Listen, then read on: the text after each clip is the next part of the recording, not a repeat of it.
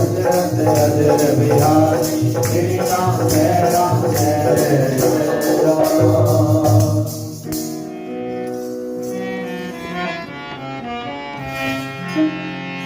मैं कित कित भयों अब तब बसात में उपजी राम भक्ति बीते सकल कलेश श्यावर राम जय राम मेरे प्रभु राम जय राम मेरे प्रभु राम जय जय राम मेरे प्रभु राम सीता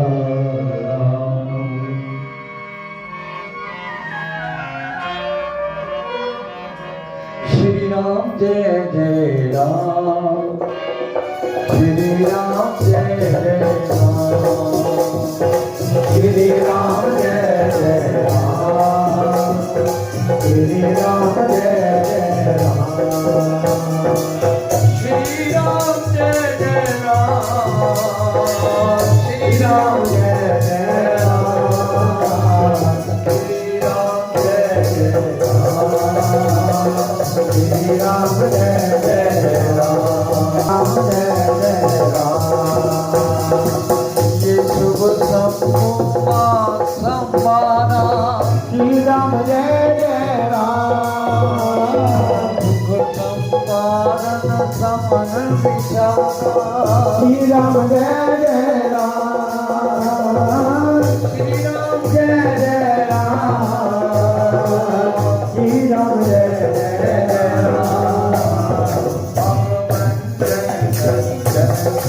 श्री राम जय जय राम जन रंजन श्री राम जय जय राम नमो वासक के दरबारी श्री राम जय जय राम श्री राम जय जय राम रघुपति कृपा कथा श्री राम जय जय राम पावन चरित सुहावा श्री राम जय जय राम श्री राम जय जय राम श्री राम जय जय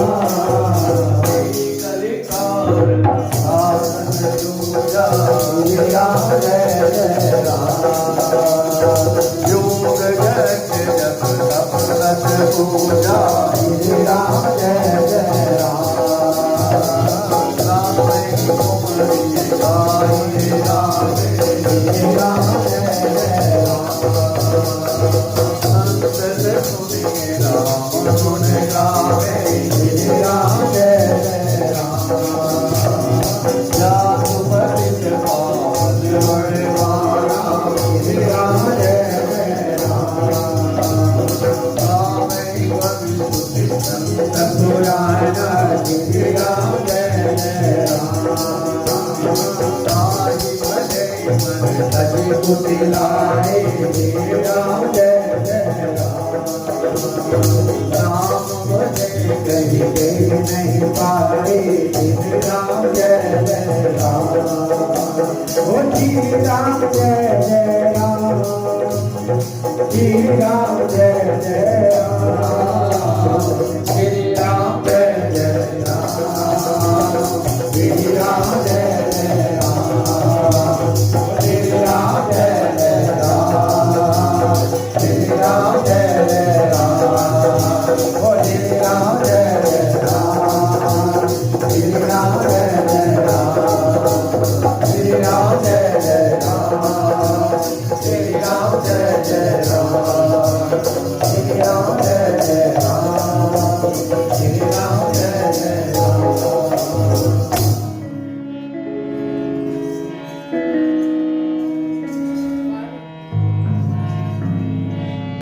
पतित पावन राम भज सुमित सकल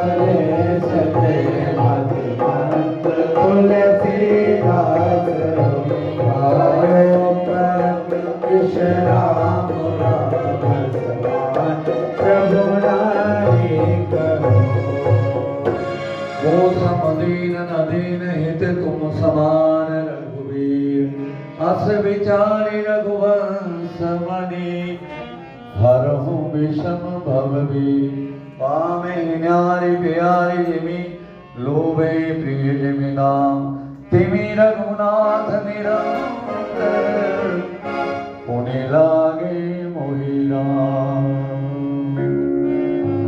प्रिय लागो मोहि राम।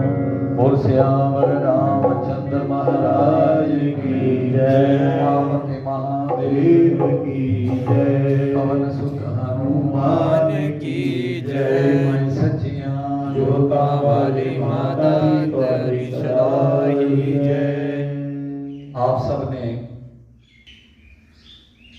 क्योंकि जब भी हम अपने इस ब्लॉग में ये कथा सुनाते हैं तो लोगों की शिकायत होती है कि शास्त्री जी कथा नहीं इसमें डालते हो, भजन कीर्तन नहीं डालते हो। तो आज हम कथा भी थोड़ी सी आपको सुनाएंगे। कथा तो 6-7 दिन की हो तब ये आपको सुनाई जाए, लेकिन थोड़ी सी कथा आप सुनिए। ये कथा सबसे पहले शंकर भगवान ने सती को सुनाई थी, लेकिन कथा नहीं सुनी, सो गई। सबको पता है, अमरनाथ की गुफा में फिर कबूतर सुनते रहे, वो अमर हो गए। अगला जन्म हुआ, पर्वत के घर जन्म हुआ। पहले पहाड़ों के भी शरीर होते थे, रानी हो रही है ना पहाड़ों के शरीर।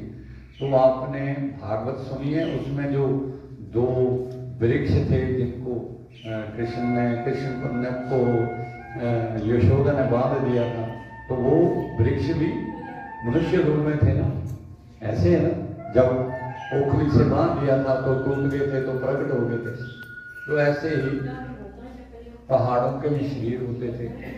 तो पर्वत के घर जन्म हुआ तो पार्वती नाम पड़ा। अभी पार्वती बोलते हैं, गिरिजा भी बोलते हैं, गिरी पहाड़ को कहते हैं। फिर नाद ऋषि की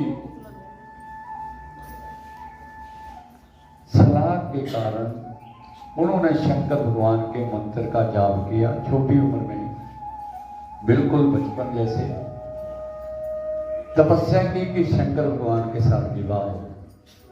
विवाह आप सुनते हो जंगम ऋषियों से। तो विवाह सुनने के बाद, विवाह होने के बाद उनके बच्चे भी हो गए, गणेश जी भी, कार्तिक भी। पार्वती ने कहा कि भोलेनाथ मुझे वो कथा सुना दो, पिछले जन्म में मैं कथा सुनते सुनते सो गई थी, अब इस जन्म में मैं सोऊंगी नहीं।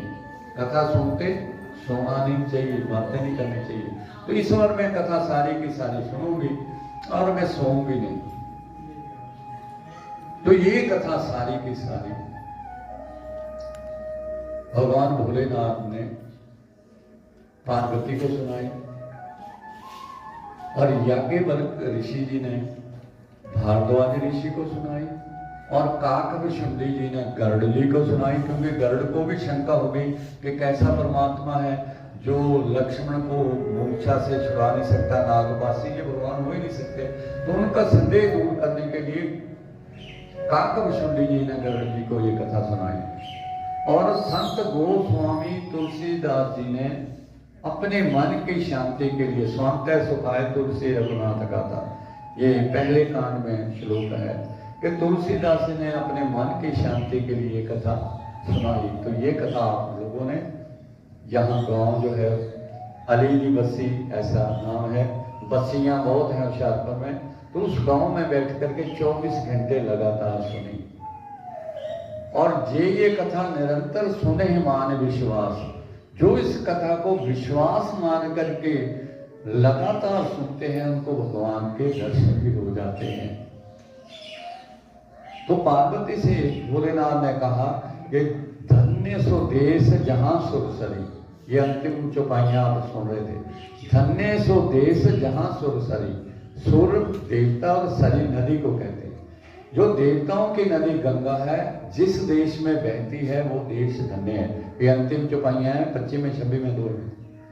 धन्य सो देश जहां सुरसरी, गंगा नदी भारतवर्ष में ही निकलती है गंगोत्री से, और गंगा सागर में चली जाती है, दूसरे देश में नहीं जाती।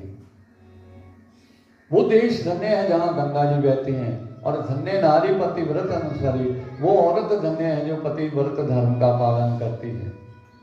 और धन्य घरी जो कर सतसंगा, वो घड़ी धन्य है जिसमें हम सत्संग करते हैं। सत का अर्थ होता है ईश्वर। आप बोलते हैं ना सत्य ही ईश्वर है। सत का अर्थ है जिसने ईश्वर को प्राप्त कर लिया है उसका संग जो किया जाए। या सत्य का अर्थ होता है जो सज्जन पुरुष होते हैं, समाज का भला करते हैं, उनका जो सत्संग किया जाए उसको सत्संग कहते हैं। सत्संग का अर्थ शास्त्रों में 3 तरह से, मैंने तीनों आपको। तो धन्य घड़ी जो कर सत्संगा, जिसमें बैठ करके हम सत्संग करते हैं, ये घड़ी धन्य है। 24 घड़ियां होती हैं तो उसमें भोलेनाथ कह रहे हैं कि वो घड़ी धन्य है जिसमें बैठ करके आप लोग सत्संग कर रहे हो। और धन्य जन्म तुझ भक्ति बंगा, अगर ब्राह्मण है तो उसका धन्य जन्म है अगर वो भक्ति भी करता है। इसलिए ब्राह्मण लोग पाठ पूजा में लगे रहते हैं। और सो धन धन्य प्रथमी गति जाकी, ये अगली चौपाई है। वो धन धन्य प्रथम गति जाकी, वो धन धन्य हो जाता है जिसकी पहली गति होती है। धन की पहली गति होती है। ये जो पाठ में आपके पैसे लग रहे हैं, मंदिर में लगे हैं, धर्मशाला में लगे हैं, किसी और धार्मिक स्थान में लगे हैं, या किसी बेटी के विवाह में आप दान दे देते हो, किसी जगह और गुरुकुल में दान देते हो। गुरुओं को दान नहीं देते, भगवान को भी दान नहीं देते। अक्सर मंदिरों में दान पात्र लिखा होता है, भगवान को दान नहीं, वहां सेवा पात्र रखा हो। भगवान की सेवा के लिए आप पैसे देते हो, भगवान को कौन दान देगा, उनसे तो आप मांगते रहते हैं। मैंने कई मंदिरों में चेंज करवाया, विदेश गया हूँ, वहां भी ये भगवान की सेवा करते हो, दान नहीं देते भगवान को। सो धन धन्य प्रथम गति जाकी, वह धन्य धन्य वह वैसा धन्य है जो आपके धन की पहली गति करता है। ये पहली गति है, ये शास्त्रों की या रामायण में लिखी है कृपाई। और दूसरी धन की गति है जो बच्चों को पढ़ाते हो, लिखाते हो, उनको घर बनवाते हो, विवाह में लगाते हो, तो ये धन की दूसरी गति है। पहली गति भी बता दी, दूसरी भी। अब तीसरी गति क्या होती है कि ना धर्म के कामों में लगाना, ना परिवार को, बच्चे पढ़े लिखे ना लिखे। मैंने बहुत ऐसे फैमिलीज देखी हैं, बच्चे पढ़े लिखे ना लिखे, वो जोड़ते जोड़ते चले जाते हैं, तो फिर बाद में बच्चे मौजे करते हैं, है ना। वो तीसरी गति है, वो गति नहीं। और जब तक आप खर्च कर सकते हो, पैसा आपके अंदर है, तब तक आप कुछ भी धर्म का कार्य कर सकते हो। जब बच्चों का कंट्रोल हो जाए, मैंने देखा है कि बच्चों से पूछते हैं अच्छा 10 रुपए मत्था भी टेक दें, बड़ा मुश्किल है महाराज। मैं नाम अपने रिश्तेदारों के भी नहीं ले सकता, भाई बंधुओं के भी, किसी के भी नहीं ले सकता। लेकिन मैंने देखा है कि बेटा ऐसे है 10 रुपए मत्था टेक दूं, वो ऐसे देखते हैं जैसे बड़ा एहसान कर रहे हो। अरे उन्होंने तो पाला पोसा। तो धन धन्य प्रथम गति जाती। इसलिए जब तक पैसा हमारे कंट्रोल में है, मुझे नहीं कोई भी पूछता, और ना मेरी धर्मपत्नी को। हमने परिवार में खुली छूट है, जिसको जो धर्म का काम करना है करो, अपनी मर्जी से आप लोग कमाते हो, अपनी मर्जी से खर्च भी करो। सो धन धन्य प्रथम गति जाती, धन्य पुण्य रति मति सोई पापी। वो मति धन्य है जो अच्छे काम के ओर ले जाती है कि चलो कीर्तन है, वहां जाकर के सत्संग सुनते हैं, तो इसलिए वो बुद्धि भी धन्य है। तो पार्वती ने कहा सुनी सब कथा हृदय अधिमाई। हे भोलेनाथ, मैंने सारी कथा सुन ली, मेरे मन को बड़ी अच्छी लगी। गिरिजा बोली गिरा सुहाई, बड़ी प्रसन्न वाणी से कि नाथ कृपा मम गत संदेहा। हे भोलेनाथ, पिछले जन्म में जो शंका पैदा हो गई थी कि ये कैसा परमात्मा है जिसको अपनी पत्नी का पता नहीं, विलाप कर रहा, जंगल जंगल घूम रहा, मैं परीक्षा लेने के लिए चली गई, तो भगवान ने मुझे पहचान करके प्रणाम किया। फिर मैंने झूठ बोला आपसे आकर के कि मैंने परीक्षा नहीं ली, मैं तो जैसे आप प्रणाम भोलेनाथ करते भगवान को मैं भी करके आ गई, तो आपने मुझे छोड़ दिया, कथा नहीं सुनी क्योंकि भगवान का अपमान किया था, सो गई थी। लेकिन इस बार नाथ कृपा में गत संदेह, सारी कथा मैंने सुनी और मेरी शंका भी दूर हो गई कि ये परमात्मा है। और राम चरण उपज्यो न मनेया, भगवान के चरणों में फिर नया प्रेम पैदा हो गया। प्रेम का अर्थ जो है भगवान की भक्ति के लिए है, हम उसका दूसरा अर्थ लगाते तो लगाते रहे। प्रेम का अर्थ भगवान के लिए है, और भगवान के लिए कहती मेरा द्वारा ये हो गया नया प्रेम। तो भोलेनाथ से अंतिम चौपाइयों में भोलेनाथ कह रहे हैं कि यही कली काल न साधन दूजा, ये अंतिम दोहा है, पढ़ लेना। यही कली काल ना साधन दूजा। ये कलयुग में दूसरा साधन नहीं है कोई भी। योग यज्ञ जप तप व्रत पूजा, योग हम कर नहीं पाते।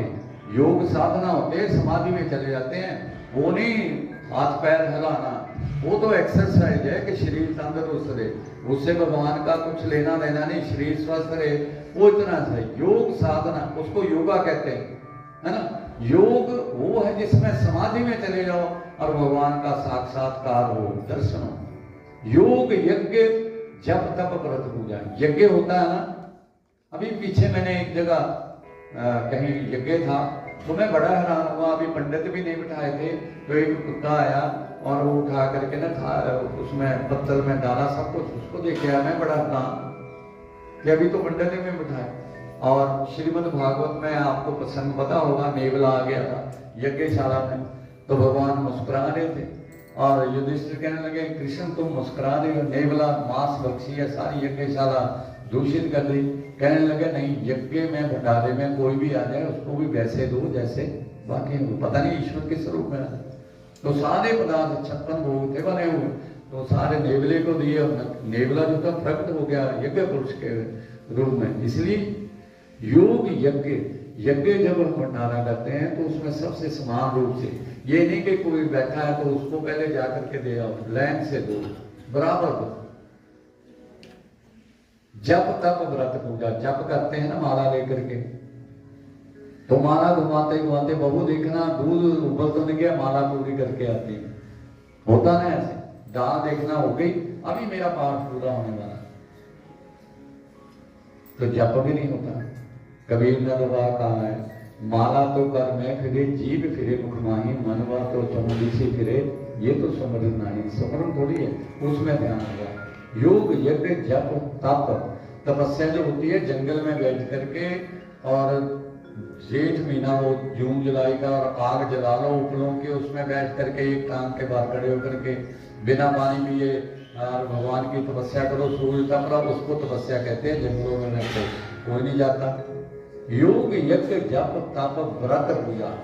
अब व्रत वाले दिन हम कितना कुछ खा लेते हैं। कल एकादशी थी तो धर्मपत्नी और मैं वीडियो जो अपलोड कर रहे थे तो कहने लगी मैं लेटना, मैंने क्यों कहते आज एकादशी है, तो मैं कहा लेटना तो चाहिए नहीं एकादशी में, खाना पीना तो बड़ी दूर की बात है, लेटना भी नहीं चाहिए। और मैं कहा सारी रात जागरण करना चाहिए। स्कंद पुराण में 32 नियम है, 32 नियम है, किसी की निंदा चुगली नहीं करनी। स्कंद पुराण पढ़ो 18 पुराणों से। तो व्रत के दिन हमें उतना ही खाना पीना चाहिए। केवल आपका करवा चौथ जो आप लेते हो या दूसरे को नियम है वो पूरे करो, रात्रि जागरण करो। जिसका भी व्रत रखा है, व्रत का मतलब मेरे को नहीं पता, आप लोगों को पता होता है। मैंने कई लोगों से पूछता हूँ व्रत का मतलब समझाओ, किसको पता है।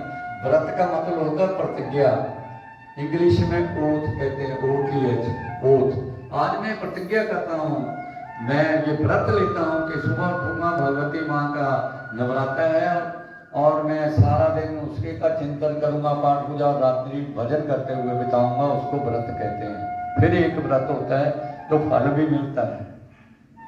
और पूजा जब हम लोग कराते हैं, जैसे पंडित जी हम लोग पूजा कराते हैं तो हम बोलते रहते हैं चढ़ाओ और ये करो, तो कई बार तो मैं देखता हूँ हम मिठाई के ऊपर सौगी के ऊपर पहुंच गए, अभी वो फूल नहीं चढ़ा रहा होता है। तो देवता इंतजार कर रहा होता है, इसलिए पंडित जी तो बोल रहे हैं कि नैवेद्य चढ़ाओ, मीठा चढ़ाओ, तो हम तो फूल नहीं चढ़ा रहे होते हैं, कई बार तो मौली और एक की जगह दूसरे को चढ़ा रहे होते हैं। अब जिसको आपको पूजा करे उसको तो पता नहीं होता, तो वो भी पता होना चाहिए कि हम किसकी पूजा। तो ये रामायण में लिखा है, यही करे काल न साधन दूजा, योग यज्ञ जप तप व्रत पूजा, पूजा तक बताई। तो फिर पार्वती ने कहा फिर आदमी करे क्या, आपने तो बोल दिया। तो अगली चौपाई में कहा, ये अंतिम चौपैया है कि राम ही सुमरिए गाइए रामे, कलयुग है, राम का सुमरन करो और राम का गुणगान करो, सतत सुनिए राम गुणगान। भगवान के गुणगान जो है महापुरुषों से सुनते रहना चाहिए। तो कभी 6-7 दिन की कथा हो तो आपको विधि से सुना सकते हैं। आज तो थोड़ी सी कथा सुनाई है, क्योंकि मैं पहले कथा ये अपने देश में फिर विदेशों में सुनाई, बड़ा आनंद आता है। और फिर मैं आपके यहाँ गांव में कर रहे हैं, पहले भी यंग एज में कर चुके हैं। तो ये कथा आप लोगों ने सुनी है। इस कथा को सुनने से मन कामना सिद्धि न पावा, ये चौपाइयां हैं। तो मन कामना सिद्धि न पावा जे ये कथा कपट तजी गावा, उसमें एक परहेज बता दिया कि मनोकामना तो पूर्ण हो जाती है जो इस कथा को गाएंगे, इसलिए हम गा गा करके सुनाते हैं। जे ये कथा कपट तजी गावा, कपट को छोड़ करके गाते हैं, उनकी मनोकामना पूर्ण हो जाती है, इसलिए हम गा गा करके कथा सुनाते हैं। तो ये कथा आपने सुनी, आपकी मनोकामना पूर्ण हो और जिस भी उद्देश्य से इस मंदिर में ये कथा रखवाई गई है वो उद्देश्य की पूर्ति हो। आप सबको जो भगवान का आशीर्वाद मिले। और आइए पुष्पांजलि दी गई है, पुष्प रामायण जी के ऊपर खड़े होकर के चढ़ाने हैं और रुमाला चढ़ाने के बाद, और उसके बाद फिर भजन संकीर्तन होगा। तो आइए ये पुष्पांजलि चढ़ाएं।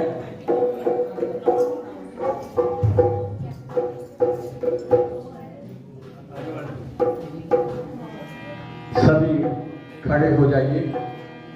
यत् पूर्वं करुणाकृतं सुभविना श्री शंभुना दुर्गमं श्रीमद् राम पदाब्ज भक्ति मनीषं प्राप्ते पुरामायणं भगवान् रघुनाथ नाम निरतं स्वान्ते समय शान्ते भाषावदं जगार तुलसी दासस्तदा मानसं पुण्यं पापहरं सदा शिवकरं विज्ञान भक्ति प्रदं मायामोहमनापहं सुविमलं प्रेमापूरं शुभं श्रीमद् रामचरित्रमानसमिदं भक्त्यावगाहन्ति ये संसार घोरगिरणे दयन्ति नो मानवा। बोल सियापति रामचंद्र महाराज की जय, उमापति महादेव की जय।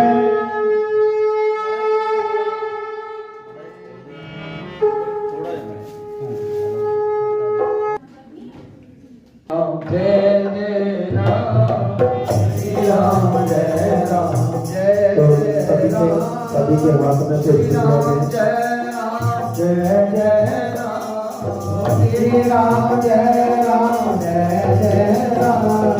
हरे कृष्ण रामायण जी की, तीरथ कल चल सती अति के, काल ब्रह्मा विष्णु नारद, वाल्मीकि ज्ञान विशारद, दुख संसारिते सहरुसार, भरति पवन सुत कीरति नीति, आरति श्री रामायण जी की।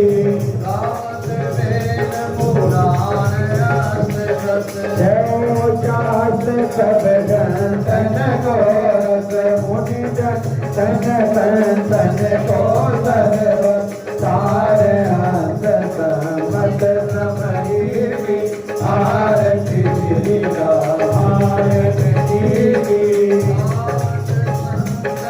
सब भवानी हरुगत संग मुनि बेजानी, व्यास आदि कवि भरत बखानी, भागवतों से गरुड़ के नीति, आरती श्री रामायण जी की। रति कल ललित श्री आरती श्री रामायण जी की। परिमल हरण विषय रस की, सुमय श्रृंगार मोहि सुमति, चलन रोग भव मोहिया मेरी, सात मास सब विधि तुलसी, आरती श्री रामायण जी की। तीरथ कल ललित कीरति, आरती श्री रामायण जी की। तीरथ कल ललित कीरति, आरती श्री रामायण जी की। तीरथ कल ललित कीरति, आरती श्री रामायण जी की।